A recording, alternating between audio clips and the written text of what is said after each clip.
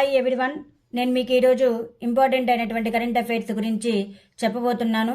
మీరు ఈ వీడియోని మొదటి నుండి చివరి వరకు ఎక్కడ స్కిప్ చేయకుండా చూసినట్లయితే ఈ కరెంట్ అఫైర్స్ మీకు అర్థమవుతుంది. అలాగనే ఈ వీడియో మీకు నచ్చినట్లయితే లైక్ మరియు సబ్స్క్రైబ్ చేసుకున్నట్లయితే డైలీ కరెంట్ అఫైర్స్ మీకు నోటిఫికేషన్ రూపంలో అప్డేట్ అవుతూ ఉంటాయి. భారతదేశపు మొట్టమొదటి హిమాలయన్ ఎయిర్ సఫారీ ఇటీవల భారతదేశంలోని ఏ రాష్ట్రం నుండి ప్రారంభించబడింది? ఉత్తరాఖండ్. ఇటీవల చెన్నై గ్రాండ్ మాస్టర్స్ 2023 టైటిల్ను గెలుచుకున్న ఆటగాడు ఎవరు? దొమ్మ రాజు గుకేష్. ఇటీవల భారతదేశం మరియు ఏ దేశం ఐబీపీ మార్గాన్ని విస్తరించేందుకు అంగీకరించాయి? బంగ్లాదేశ్. ఇటీవల వాసుదేవ్ దేవ్నాని ఏ రాష్ట్ర శాసనసభ స్పీకర్గా ఎన్నికయ్యారు?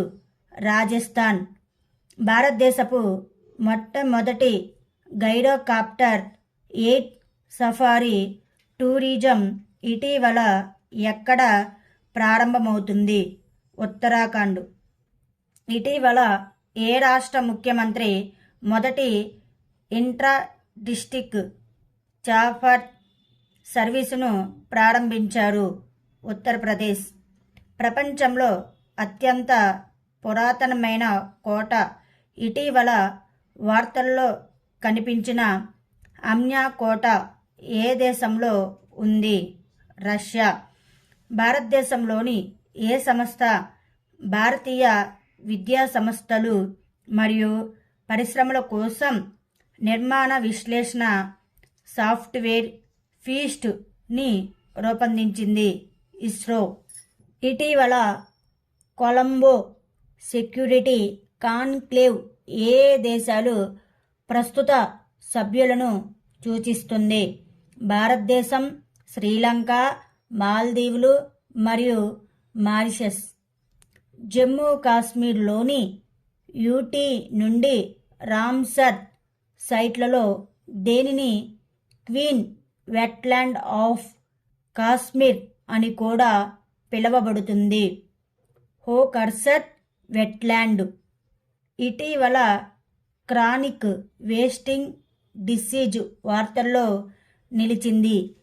ఈ వ్యాధి ప్రధానంగా దేనిని లక్ష్యంగా చేసుకుంటుంది?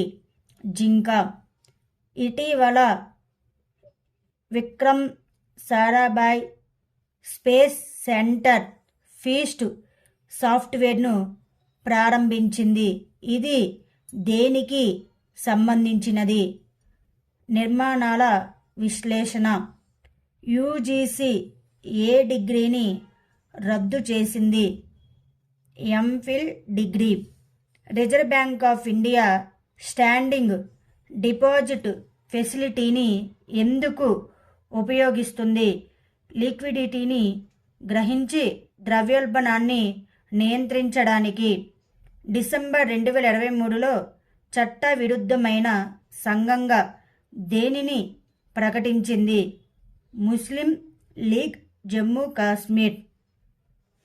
విశ్వభారతి కొత్త బ్యాక్టీరియాను కనుగొన్నారు మరియు దానికి ఏ వ్యక్తి పేరు పెట్టారు?